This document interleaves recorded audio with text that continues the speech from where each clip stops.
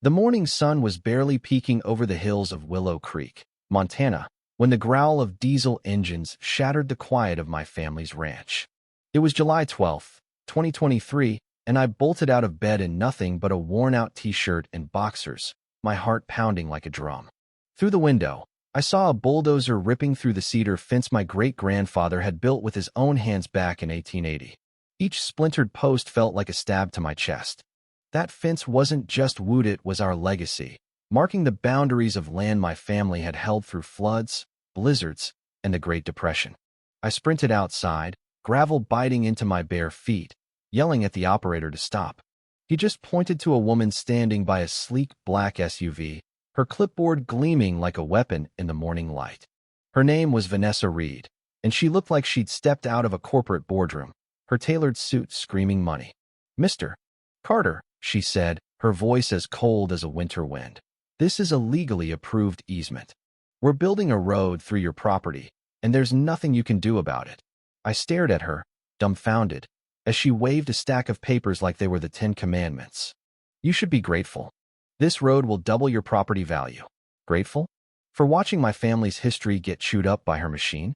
The audacity made my blood boil, but her smug smile told me she wasn't here to negotiate. I called the sheriff, thinking they'd back me up. Instead, they studied Vanessa's documents like they were holy relics and told me I had to prove I owned the land my family had worked for 5 generations. By evening, a courier dropped off a lawsuit from the Willow Creek Homeowners Association, demanding $30,000 for obstructing a public easement. They were suing me for trying to protect my own land. The papers weighed heavy in my hands, each word a brick in a wall closing in around me. I wasn't just fighting for a fence anymore, this was about my family's soul. Desperate, I started calling lawyers, but most wouldn't touch an HOA case. Then a friend pointed me to Thomas Reed, a grizzled property attorney who'd tangled with HOAs before. His office was a chaotic shrine to legal battle, stacks of books, a coffee pot that hadn't been cleaned since the 90s, and a desk buried under case files.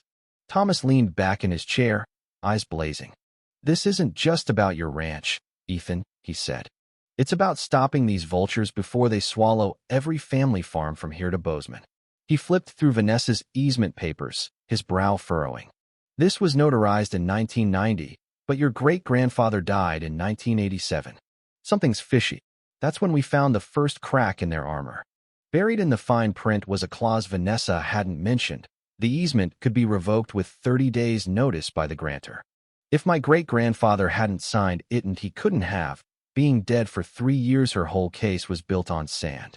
Thomas hired a handwriting expert, Dr. Emily Chon, who confirmed the signature was a forgery, traced with surgical precision.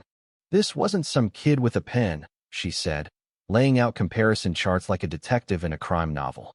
"This is professional work." Meanwhile, Vanessa turned my life into a nightmare. Every morning, I got a new violation notice, each one demanding $600 for keeping a makeshift fence across their asphalt. Neighbors I'd known since I was a kid started avoiding me, some out of fear, others because Vanessa's community meetings painted me as a selfish loner blocking progress. She even showed up at my ranch one night, her SUV idling as she offered me $120,000 to drop the fight. "Take the money, Ethan," she said, her voice low and venomous. "You're out of your depth." Her security guard loomed behind her, his hand resting near his belt. The threat wasn't subtle, and it chilled me to the bone. Digging deeper, Thomas uncovered a pattern.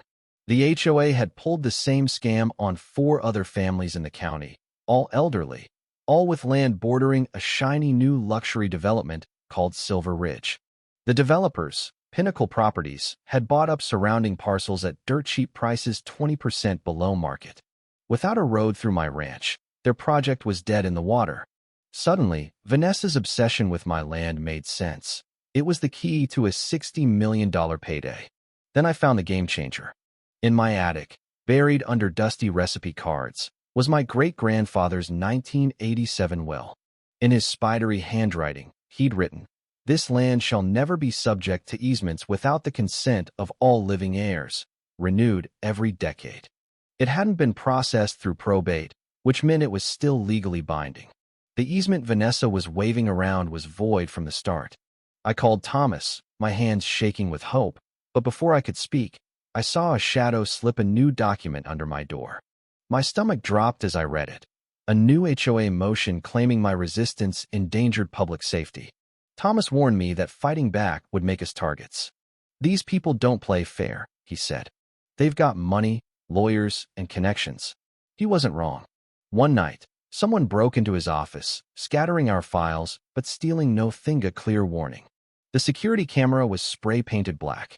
Then a whistleblower from the county clerk's office reached out, insisting on a midnight meeting at an abandoned diner 20 miles out. They handed us a folder stuffed with proof. County Commissioner Daniel Holt had fast-tracked every Pinnacle easement without public hearings, his wife pocketing six-figure consulting fees from the company. The media started picking up our story, but Vanessa countered with a slick PR campaign. She went on local TV, all polished sympathy, claiming I was blocking ambulance access and endangering lives. It was a lie, but it was convincing. Neighbors who'd waved at me for years now crossed the street to avoid me. The isolation stung worse than the legal bills piling up like snow in a Montana winter. We decided to go all in, countersuing for fraud. The courtroom felt like a battlefield. Pinnacle hired Kessler and Company, a high-powered firm from Helena known for crushing small landowners. Their lead attorney, Victor Kessler, strode in like he owned the place, presenting fake traffic studies and hired concerned citizens who swore my ranch was a public safety hazard. Judge Margaret Ellison seemed swayed, her voice sharp as she lectured me about the greater good. My heart sank. What if we'd come this far for nothing? Then Thomas unleashed our evidence. He subpoenaed real emergency service records showing 2 faster routes to Silver Ridge, debunking Pinnacle's lies. He laid out bank records proving Vanessa had pocketed $320,000 from Pinnacle, plus a 5% stake in their development. The courtroom went silent as he presented the forged easement, backed by Dr. Chin's analysis and my great-grandfather's death certificate. When Vanessa took the stand, her cool facade crumbled. Those fees were for legitimate work, she stammered, but her shaking voice betrayed her.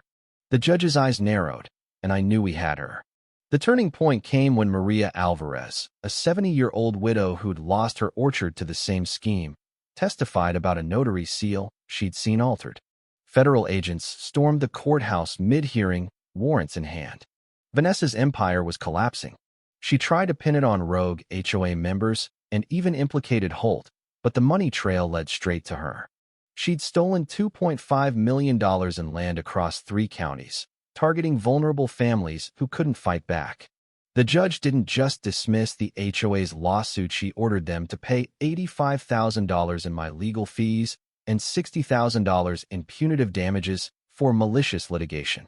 Vanessa pleaded guilty to fraud, conspiracy, and money laundering, getting 5 years in federal prison and $700,000 in restitution. Holt got 3 years and a lifetime ban from public office.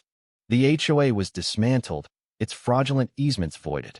Maria got her orchard back, and the illegal road through my ranch was torn up, the land restored with new cedar posts planted exactly where my great-grandfathers had stood. Pinnacle went bankrupt, their luxury project scrapped. I used my settlement to buy Vanessa's foreclosed mansion built on stolen land and donated it to the county for homeless veterans. Maria invited me to her first harvest since reclaiming her orchard, her grandchildren running through rows of apple trees as neighbors celebrated.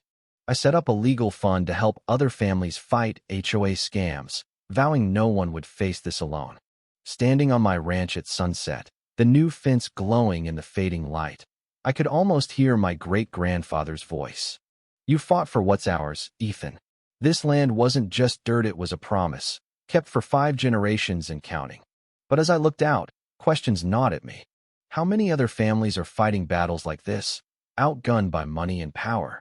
Would you keep fighting if it meant risking everything, your home, your savings, your community's trust? Or would you take the money and walk away, knowing the system often protects the powerful? What would it take for you to stand your ground, even when the odds seem impossible? Drop your thoughts below, hit that like button if this story hit home, and subscribe to join the fight for what's right.